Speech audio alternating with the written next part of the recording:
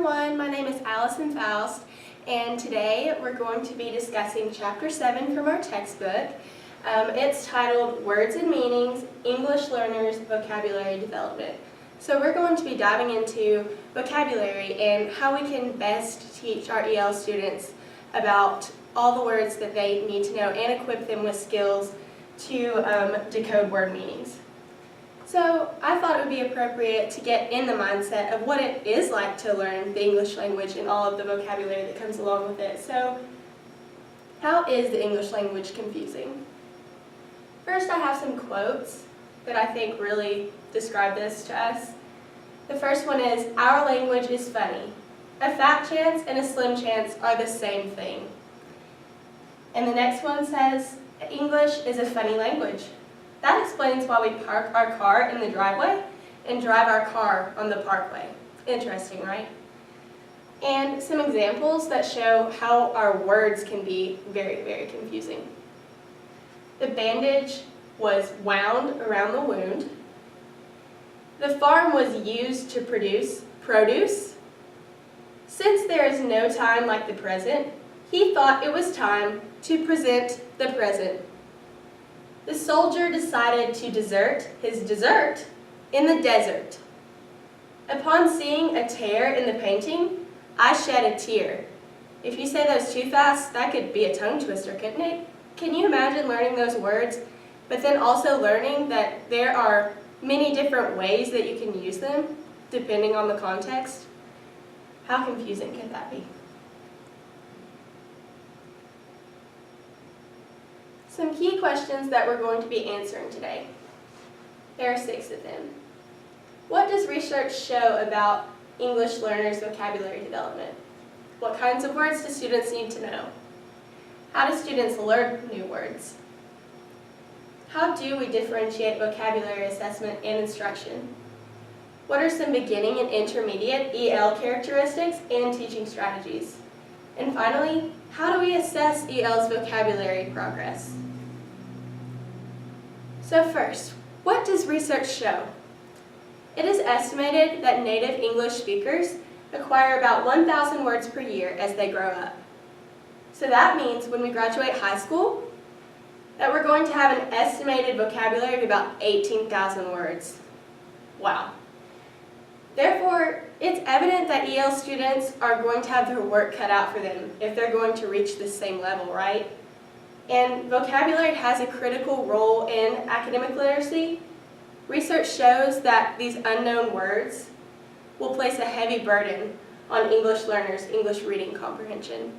So our job as educators is to help students narrow this vocabulary gap. How can we do that? Research shows that a rich, multifaceted approach is going to work best for us. That means we need to provide exposure to words, both oral and written, in a variety of contexts across the curriculum, as this is going to build a strong foundation for word learning. So exposure is key.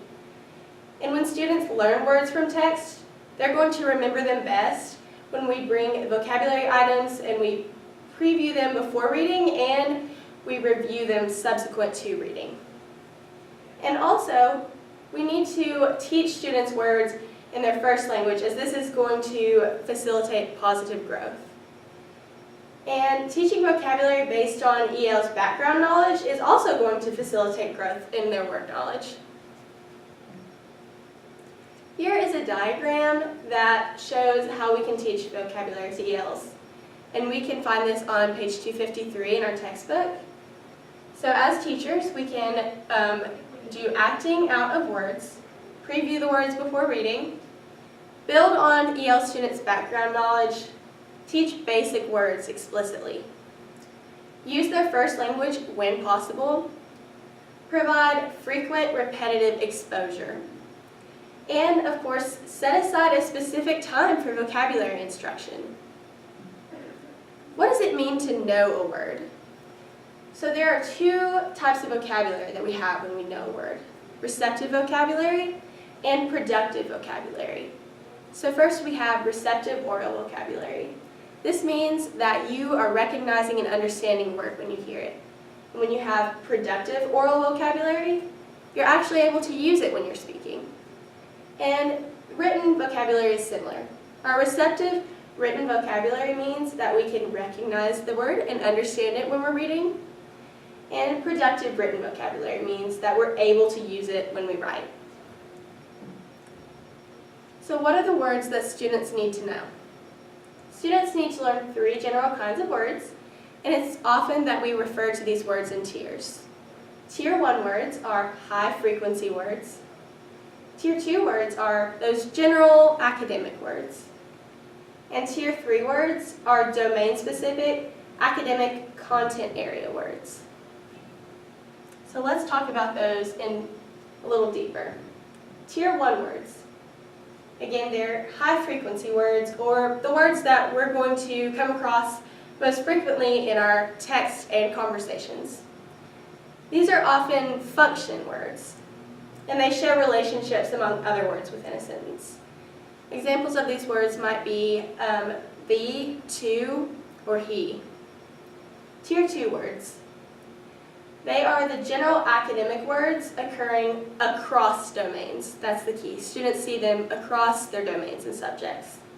So examples of these words are analyze, summarize, examine, or theory. And lastly, we have our Tier 3 words. These are domain-specific, academic content area words that occur within domains, not across domains.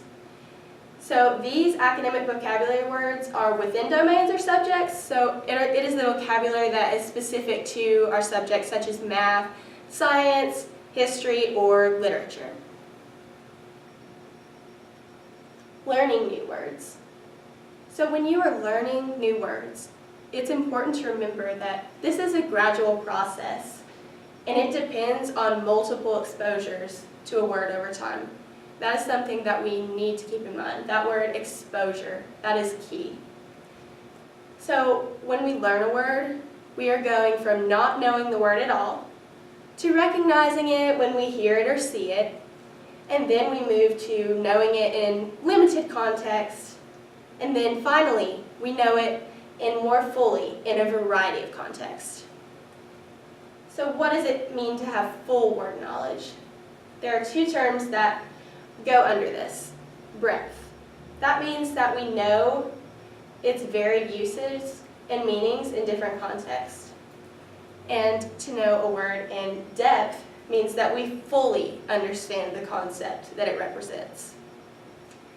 So as educators, it's important to think about when we teach academic content, it's going to include those complex technical vocabulary. Examples of this is fission or photosynthesis. And so an EL success with these vocabulary words is going to probably strongly depend on if they have a foundation for it in their primary language. So as teachers, we need to build off of this if possible. Be aware of that. When we teach new words, we can follow 5 steps. And these steps are referred to on page 259 in the textbook. First, we need to relate the new to the known. This means that we need to tap into students' prior background knowledge. See if they have any knowledge of the concept in their primary language. Second, we need to offer repetitions of the new word in meaningful context. So we can point to the words on a word wall, underline or highlight them in text. Third, provide opportunities for deeper processing of word meaning. So here's where we bring in concrete objects, realia, anything that shows the student how the word connects to real life. They can really connect to the meaning of the word and internalize it.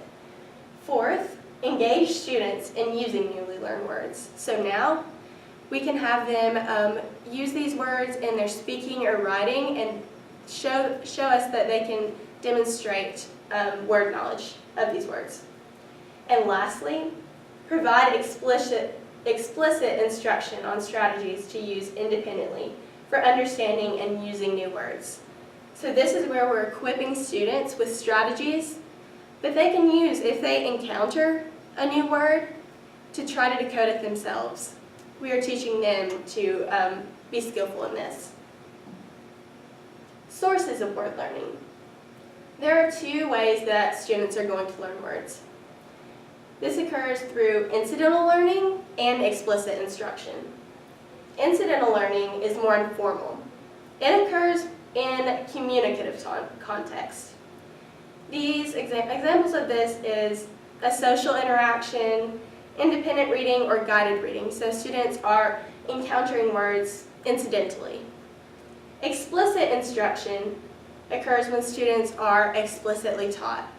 So if we are teaching students specifically about individual words and word parts, we might be showing them prefixes and suffixes and teaching them the meanings of these, and that is a strategy for them to use to decode words, and roots as well. And we are equipping them with vocabulary strategies that will help them to decode meanings of new words that they encounter, as well as choose appropriate words when speaking or writing. So again, we're equipping students with vocabulary strategies explicitly. Some key elements of vocabulary instruction. It's been found that EL students are going to benefit most from a balanced approach to vocabulary instruction. And this means that vocabulary is addressed both in and out of natural communication context. So it is a more balanced approach and it's very inclusive. So as a teacher, we should be pre-assessing and reassessing. And this means that we're giving informal and formal ongoing assessments. A wide reading of nonfiction and fiction is used, and these are going to be both teacher-selected and student-selected. Words should be taught explicitly, and these words should be, of course, high-frequency words and other selected words that the teacher specifically selects. And again, those strategies for learning words are taught to the students. And this is using prefixes, suffixes, looking at the word in context, or even using a dictionary, etc. So this diagram can be found on page 263. Differentiating vocabulary assessment and instruction. As teachers, when we plan, we must consider each student's individual needs. We're going to be very familiar with those. Of course, their age and grade, and their English language proficiency, both oral and written, so that we can design our instruction and tailor our assessment based on the student's level, as this is different for every student. Their primary language proficiency, again, both oral and written. Aspects of their first language knowledge might be able to transfer to English. Lastly, their educational experiences. So we need to determine what the student already knows in relation to our grade level curriculum, standards, goals, and objectives so that we can build off this prior knowledge. How to plan differentiated instruction. Teachers can use the who, what, how, and how well scaffold that we learned about in Chapter 3 to plan a differentiated vocabulary instruction. This scaffold is a very good example. The who allows you to think about all the different levels of students that are in your class. What are you teaching? How are you going to be teaching it? And how well. This is where you can think about what you are going to expect from each level of student, and you can really specifically lay out these expectations and differentiate them. An example of a science lesson that is planned utilizing this scaffold is on pages 266 and 267 in the textbook, and I really suggest looking at it as it is a wonderful example. So this type of differentiated lesson is very successful because it is designed to engage learners of all different English language proficiencies, and it permits every student to be able to understand the lesson and display their learning in the way that is best for them, so it leaves no one behind. There are options for students to use alternate ways to understand their new concepts and English vocabulary with gestures, drawings, as well as translations in their home language. There's also flexible grouping to address the various individual student needs, and this facilitates optimal learning among all students. Dictionaries can be used as tools for differentiating instruction. There are picture dictionaries, with multiple options designed for younger to older, as well as all of the different English language proficiency levels. There are bilingual dictionaries, and these serve as a two-way resource for students that are literate in their primary language. And lastly, monolingual language learner dictionaries. These are going to present all definitions in English, but they are different in that they're geared specifically to non-native speakers by using restricted vocabulary. Some beginning and intermediate English learner teaching strategies. So there are many strategies that exist to teach students vocabulary at the beginning and intermediate levels of English language development. But as teachers, it's important to remember that some of these beginning level strategies might be able to be adapted for intermediate or advanced English language learners and vice versa. So we must always be flexible.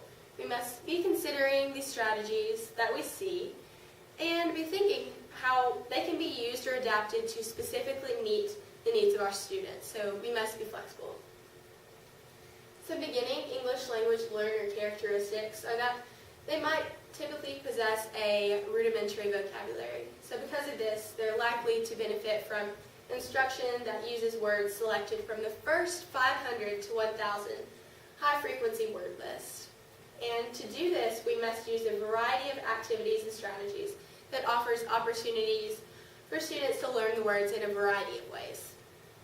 There are teaching strategies and activities described in detail on pages 270 to 273, and these include total physical response, web tools for learning vocabulary, read-alouds, word cards, word wall dictionary, and working with idioms. Intermediate English learner characteristics are that they might know many of the first 2,000 high-frequency words, as well as they might be competent readers of graded text and natural, authentic text, and this may depend on their prior educational experiences in English. But again, just like with beginning level ELs, they're probably going to benefit most if their bulk of focused teaching time is spent on the high-frequency words, as well as those specific content area words that the teacher selects that they feel are going to be necessary for the students to be most successful in learning the subject matter. And again, there are teaching strategies and activities listed in the book on pages 274 to 281, so you can consult those pages to read about these in more detail, but they are word wheels, language wheels, vocabulary self-collection strategy, word wizard, contextual redefinition, list, group, label, map, and vocabulary journals. And now we have come to how to assess EL's vocabulary progress, as this is very important as an educator. So there are many ways that we can assess students' vocabulary learning informally, and it's important to remember that because that is when we are going to catch the students in the most authentic way, when they're in the most natural state, displaying their learning. So we can observe and jot notes as students work in their small groups, while they're reading or working on content area tasks. We can collect their personal dictionaries periodically and analyze their entries. And when students write or present or just speak about their understandings, we can watch for and note for correct use of technical vocabulary, that they're displaying their word knowledge. We can also engage students in discussions of word meanings. So this could be in many ways. You could ask students how a pair of words do or do not relate. You could give them football and basketball and ask how they're alike and how they're different. You can have them classify a list of objects by common attributes. So you could give them duck, zebra, and tiger, and rock. And rock would be the outlier, so you could have them classify words in many different ways, such as that. So these alternative strategies are asking students to do something a little more elaborate and authentic with words. And this is going to reveal a deeper level of word knowledge. So that is what we're going for here. And of course, traditional means could be used to assess word knowledge. And these include multiple choice tests and matching items. But it's important to remember that While these traditional assessments might be quick and easy and that they can be administered to the entire class at one time, they may not reveal an accurate picture of an EL student's word knowledge. So that's important to keep in mind. So in conclusion, in this chapter, we have learned about how to teach specifically selected words, as well as how to teach EL students strategies that will help them to learn words independently when they encounter them on their own. From a broader perspective, the ultimate goal of vocabulary instruction is that we want to equip students to be able to effectively use words in their everyday lives to achieve their everyday communication events, such as listening to a speech, writing a letter, explaining an idea, or even reading text in their everyday life. So in upcoming chapters, they will discuss strategies that help students to consolidate all of their learning and elaborate and deepen knowledge of word meanings, as well as assess the breadth and the depth of their knowledge. So that is all I have for you today, and I hope that you've enjoyed it. Thank you for watching, and I hope you are having a great semester. Bye.